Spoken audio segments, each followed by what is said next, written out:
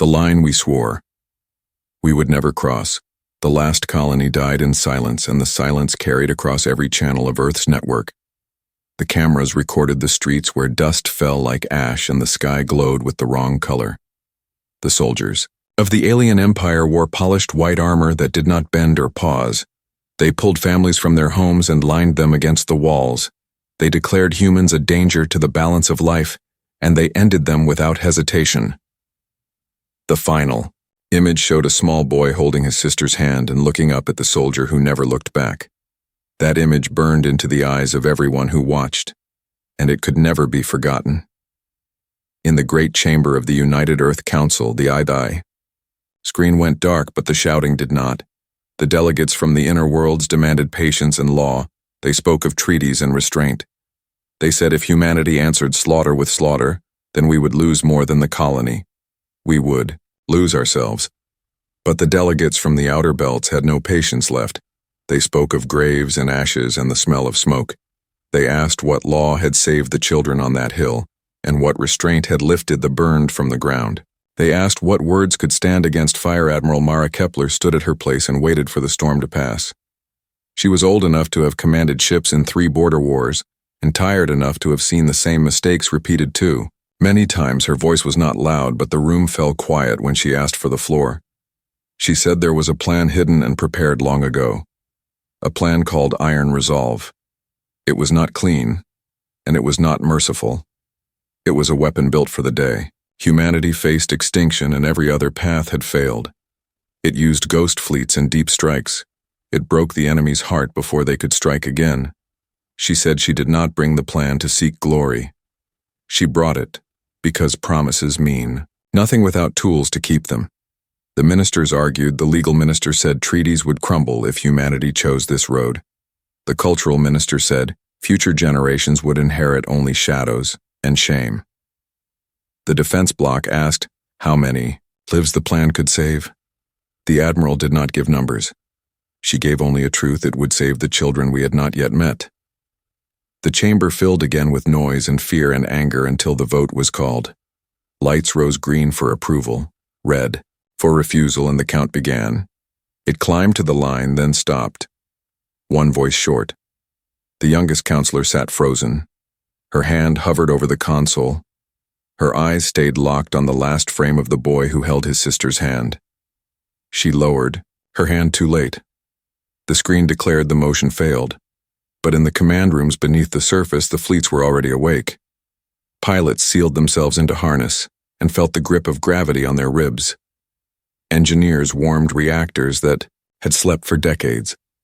The ships whispered to one another across beams of tight light invisible to the sky. Admiral Kepler walked through the rows of stations and stopped before the glass where the stars waited. She ordered the recall code sent. The code returned, marked received after launch, too late. The first ghost fleet was already moving. They left the shadow of a moon and drifted through the dark like pieces of space itself. They fell on an enemy relay station and erased it without a flare. On the broken hull they carved a sentence: "Now we stop being civilized." The words spread faster than any fleet.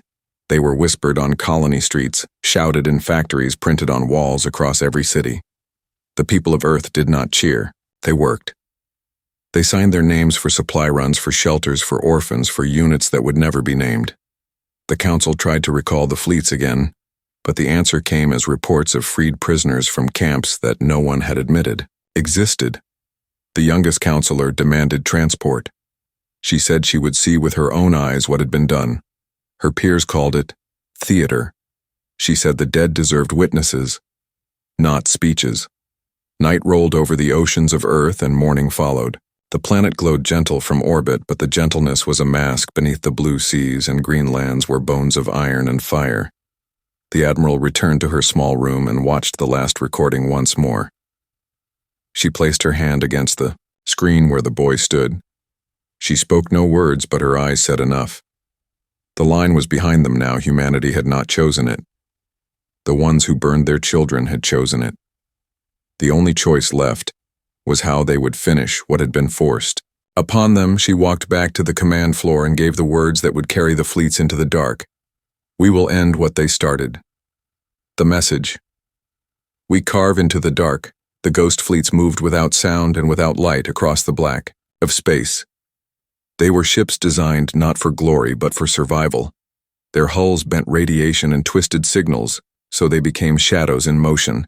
They struck the enemy's supply convoys like claws raking through veins, and they left behind only ruins and whispers.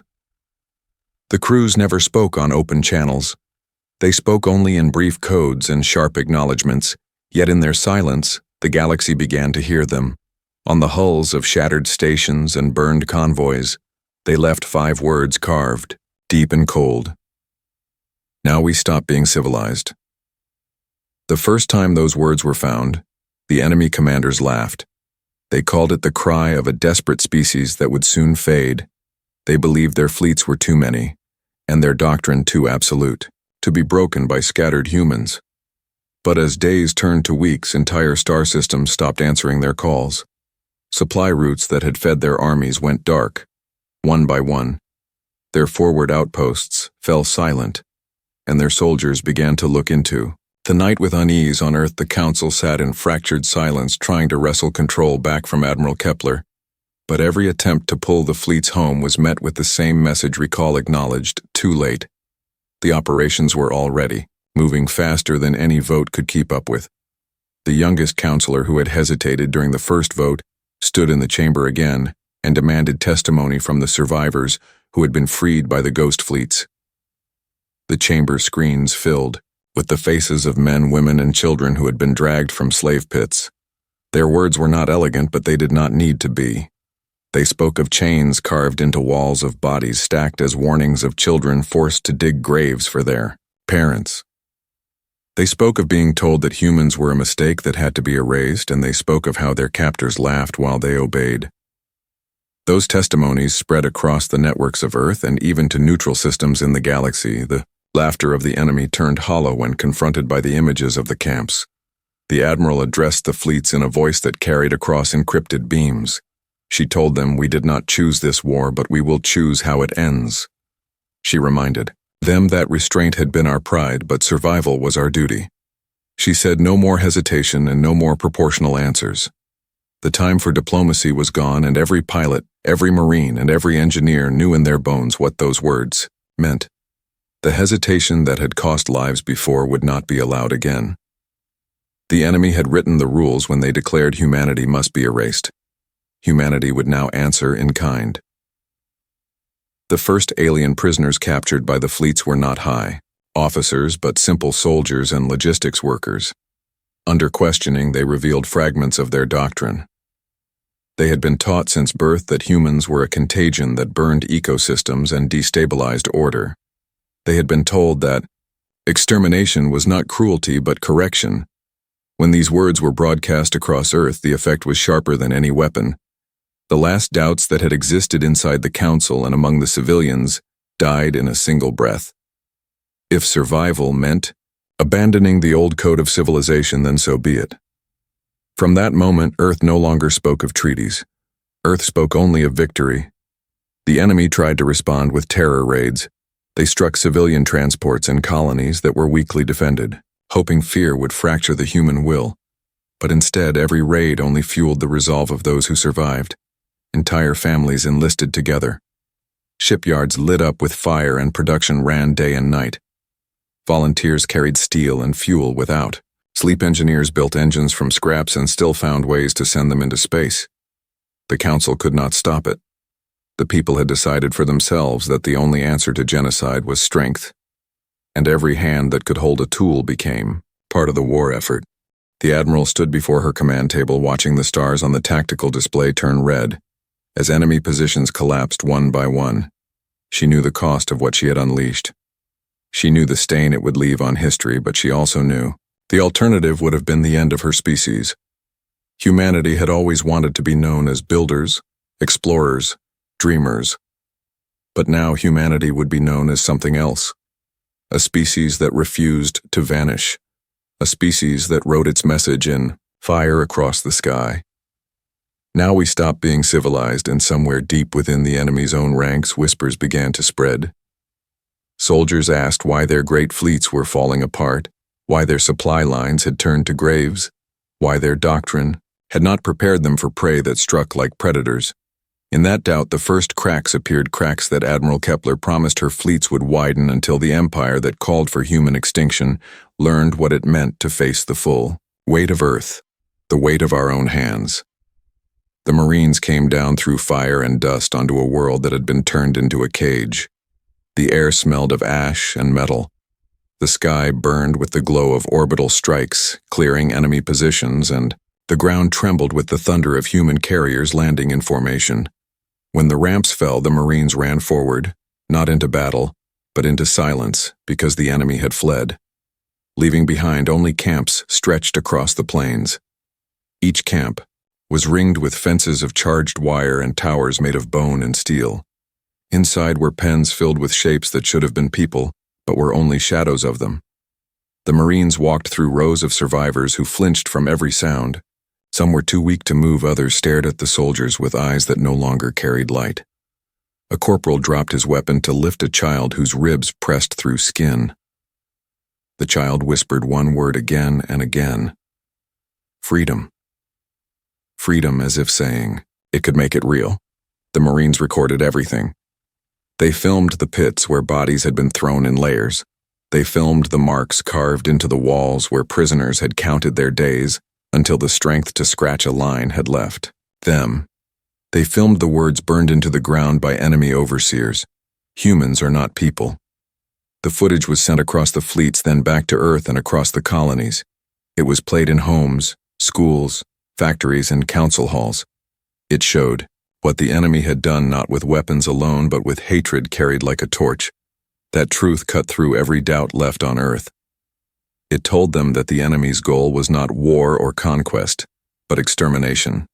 The Marines freed who they could, but many did not survive even rescue. They had been kept too long without food or clean air.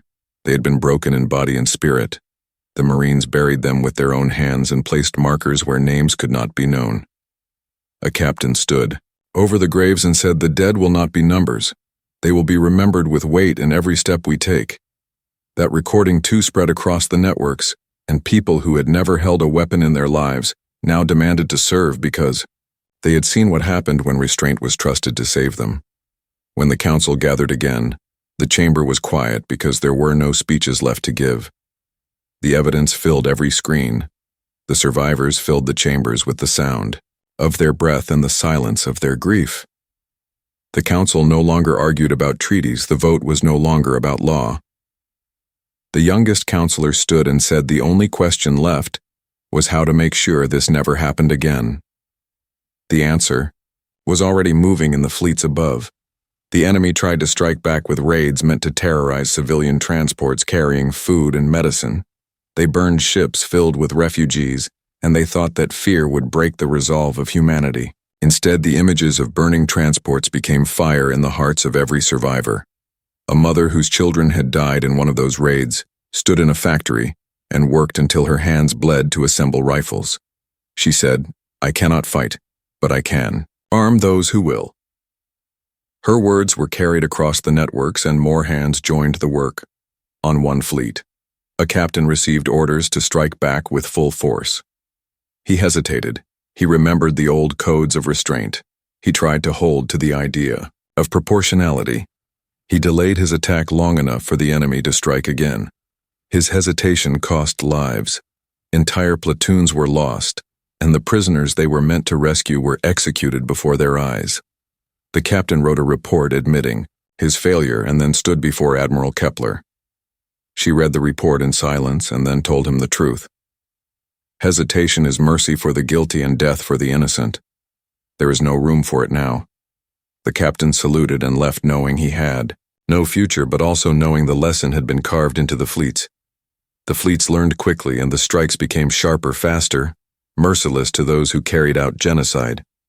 Humanity had crossed the line and there was no return. Each victory weighed heavy because it carried graves with it. The soldiers whispered among themselves that every shot they fired saved a child they would never meet, but also carved another mark on their own souls. They knew the enemy deserved no mercy, but they also knew mercy had been the measure of what it meant to be human. The question was asked in every camp and every ship. How much of our soul can we trade for survival and still remain who we are? On Earth, the people did not ask that question anymore. They had seen the answer written in ash and blood on the colony worlds. They only asked when the fleets would strike again, and when the camps would be torn down. The Council no longer held back. It no longer sought to recall the Admiral. The Council had become the witness, not the guide. Humanity had chosen its path, and the path was Fire Admiral Kepler watched the stars on the display grow red as enemy systems fell.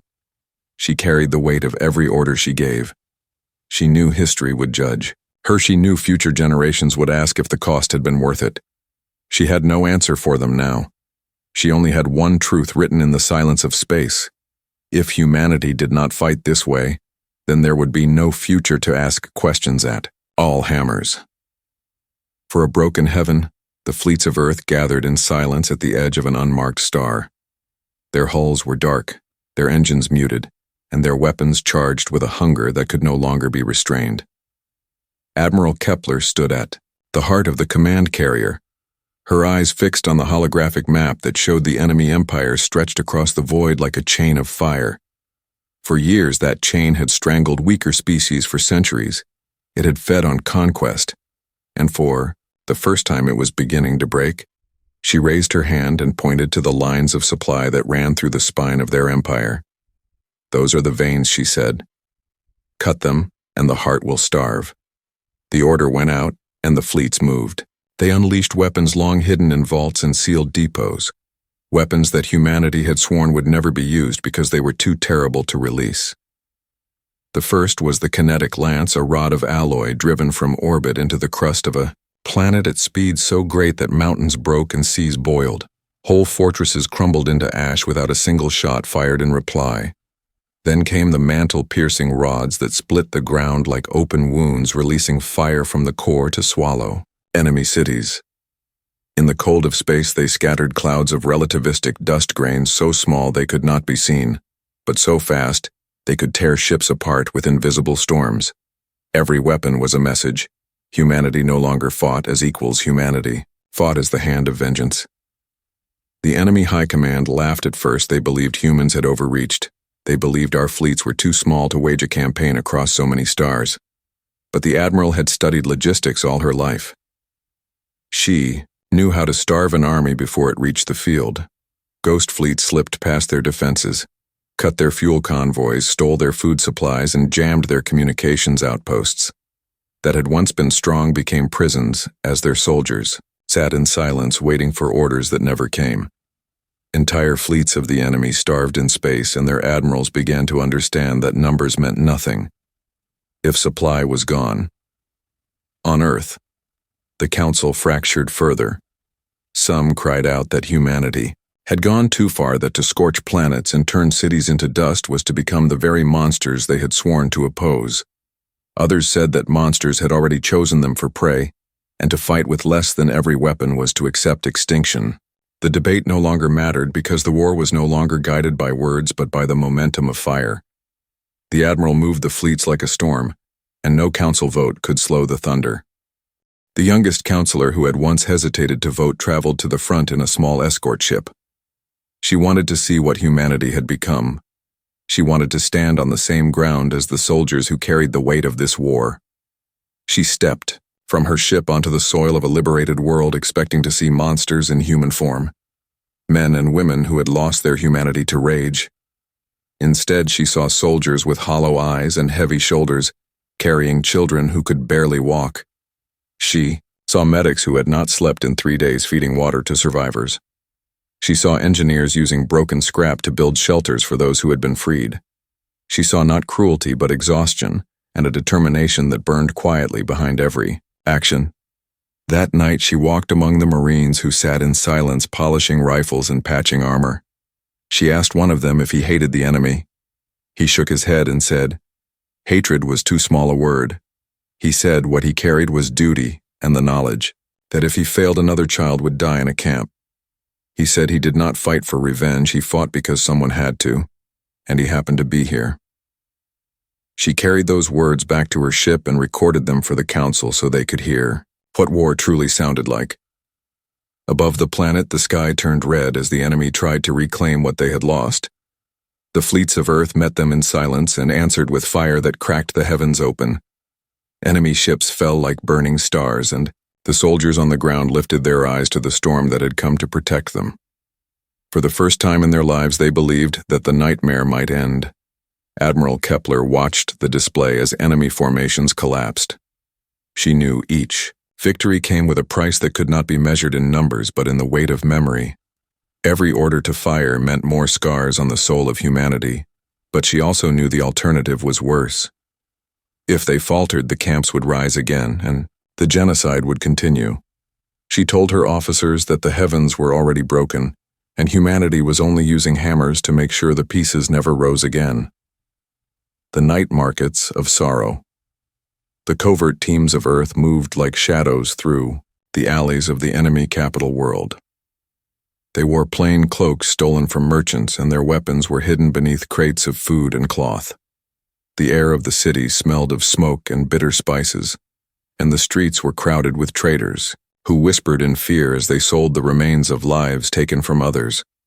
The humans had heard rumors before, but when they stepped into the night markets, they saw truth laid bare in stalls where bones of their kind were sold as charms, where the teeth of children were strung into necklaces, and where cages held captives too broken to even speak.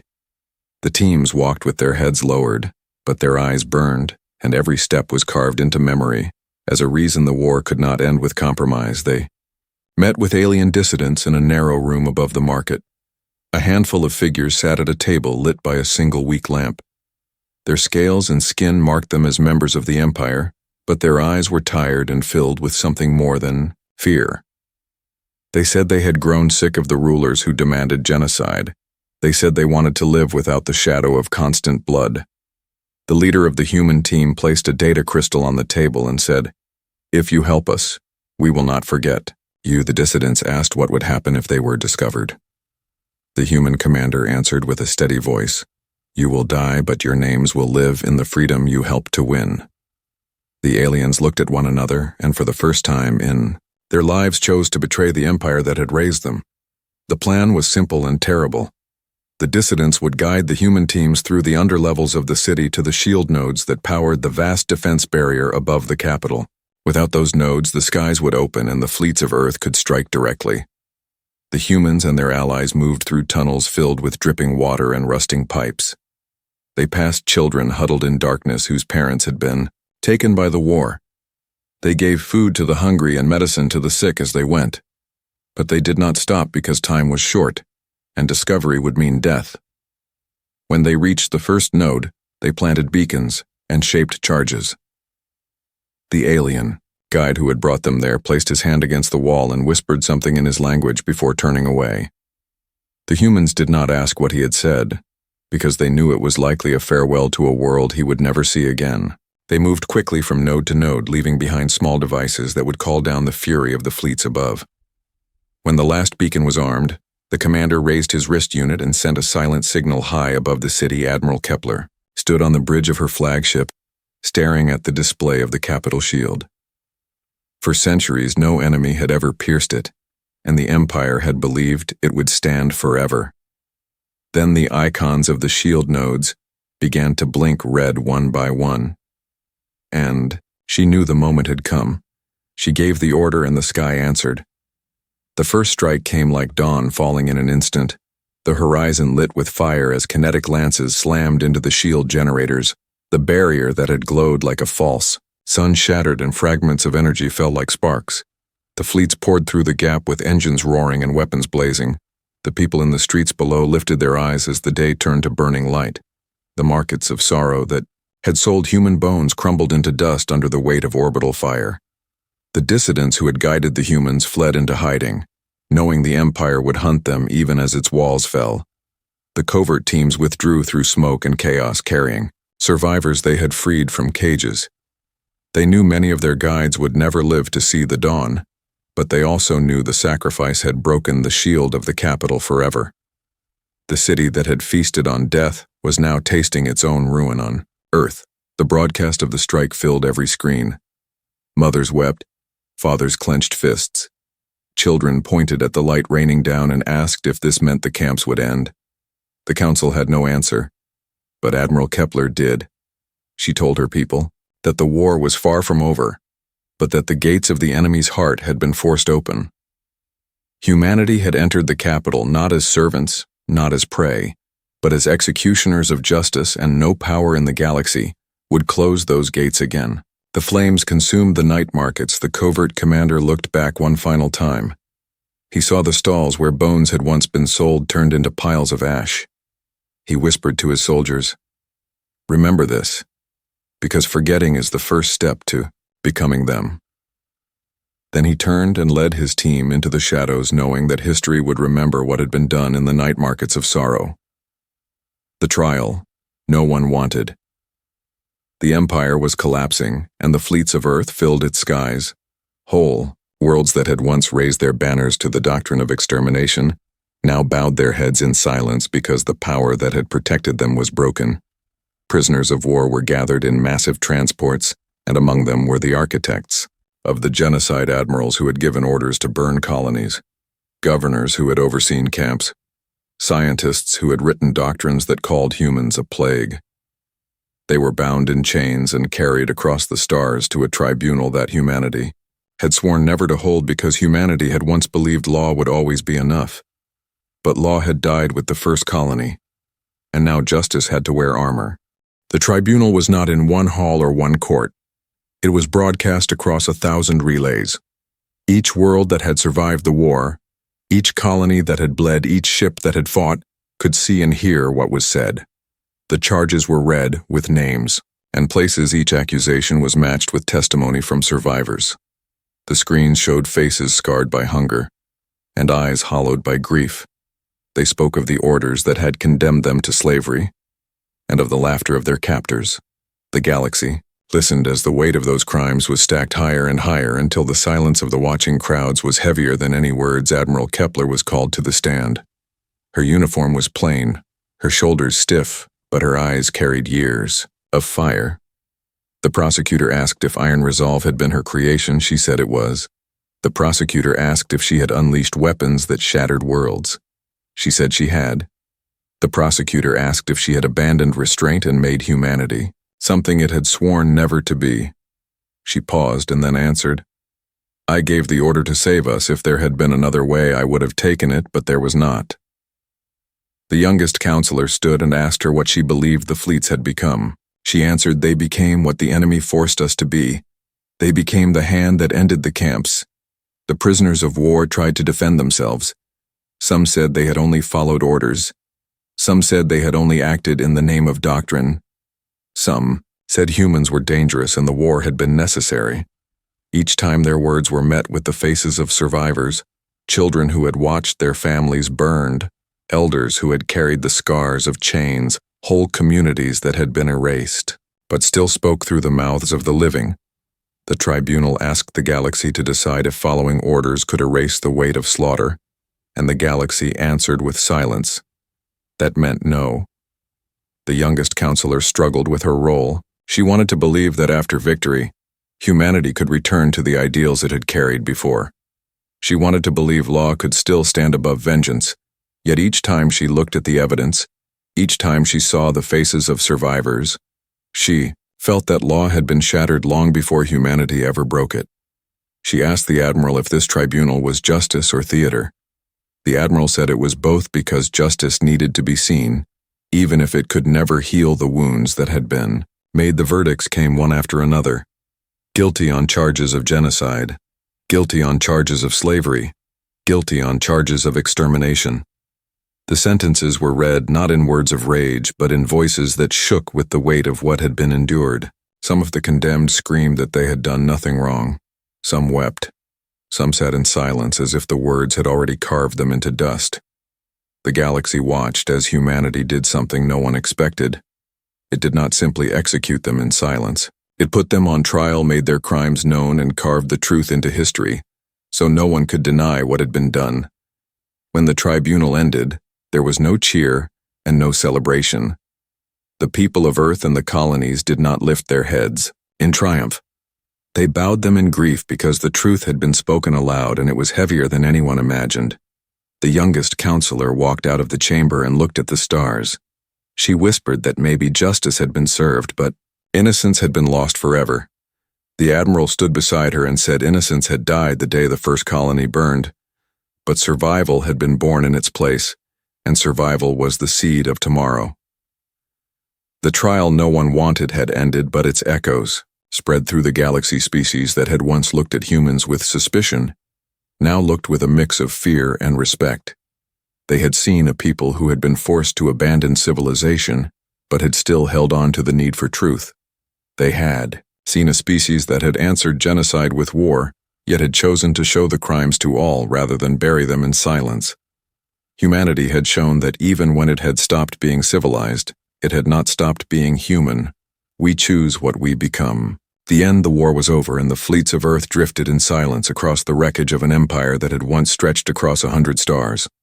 The fire had burned itself out, and in its ashes were ruins and graves too many to count. The enemies' banners had been torn down. Their armies shattered, their leaders judged and condemned. Yet victory did not feel like triumph, because every soldier, every survivor, and every child who had lived through the war carried scars that could not be erased. The cost of survival had been written in blood and in fire, and in the quiet loss of what humanity had once called restraint. On Earth, the Council convened again, not to argue about treaties or restraint, but to decide what kind of future could be, built from the ruins. The youngest counselor stood before them, her face pale from all she had seen at the front. She spoke of the children, freed from the camps, who no longer cried, but who also no longer smiled. She spoke of soldiers who carried their weapons even when standing in their homes because they could not remember what it felt like to be safe. She said that never again must mean never waiting again, and that humanity could not stand idle while others built camps and burned colonies. She demanded that Earth adopt a new doctrine, one that said survival and protection came before law, because law without teeth was nothing but words. Her speech was carried across every channel, and for the first time the Council voted without division. They passed her doctrine because they knew the galaxy would never again see humanity as weak. Admiral Kepler did not return to celebration. She stood in the halls of judgment facing her peers who weighed her actions against the cost of the war. They asked her if she regretted unleashing weapons that shattered worlds. She said she regretted that such weapons had been needed, but not that they had been used. They asked her if humanity had become monsters. She said humanity had become what survival required, but had not forgotten mercy for those who deserved it. They asked her what legacy she would leave behind, and she answered that history would decide whether she had been a savior or a butcher, but that every child who still lived was her answer. The tribunal released her to walk free, not because she was blameless, but because her burden was already heavier than any prison could hold. Across the liberated worlds, memorials were raised. On the first planet freed from the camps, the survivors built a stone wall carved with the names of the dead. Each name glowed with light at night so that the stars themselves seemed to weep when seen from orbit. On Earth, a monument rose in the heart of the capital. A single child cast in bronze holding the hand of his sister and looking into the distance as if to remind every passerby of the day humanity chose to stop being civilized. The people laid flowers at its base and whispered promises that they would never let such darkness fall again. Fleets of Earth did not disband. They remained watchful, their hulls still scarred from battle, their crews still carrying the weight of war. Humanity had learned that peace was not given, it was enforced. They sent envoys to other species, not with words alone, but with fleets waiting behind them. The galaxy listened because it had seen what happened when humanity was pushed to the edge. Species once hostile now sought alliance not out of love but out of fear and respect. Humanity accepted, their hands not for conquest but for security, and for the hope that one day civilization could be rebuilt on foundations stronger than before. The Admiral visited the graves on the freed world. She walked among stones marked with names and among stones marked only with silence. She placed her hand on the earth and whispered that humanity remembered, and that forgetting would never be allowed again. She looked at the sunrise that painted the sky with colors too bright for sorrow, and she knew that even though the past could not be undone, the future was still unwritten. She turned away and returned to her ship because her work was not finished, and never would be. In the end, the story of Earth's response to genocide was not one of glory but of survival. It was not about victory parades or banners waving in celebration. It was about the choice to live when others demanded extinction. It was about carrying the weight of fire and blood and still refusing to forget mercy. It was about standing before the stars and declaring in a voice that could not be silenced, "We remember and we rebuild." Humanity had stopped being civilized in order to endure, but in the ashes, it had found a new truth. Civilization was not the absence of war. It was the promise to rise again after war had ended, and so the galaxy recorded the final message carved into the ruins of an empire. Humanity sends its warning and its promise. We will never forget, and we will never fall again. The sun rose over the graves, and the children of the freed world lifted their eyes to the light. For the first time in years, they felt warmth that was not from fire, but from dawn.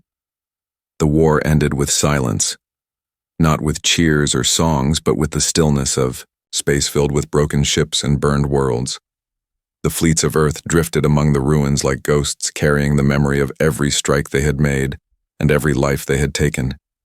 The enemy empire that had sworn to erase humanity was gone. Its leaders judged its camps torn apart, its armies scattered to dust. Yet there was no triumph in the air, only the heavy breath of survival, because victory had come at the price of innocence. On Earth, the people gathered before the council once more, not to argue about laws or treaties, but to decide what kind of future must rise from ashes. The youngest counselor spoke with a voice that trembled but did not break.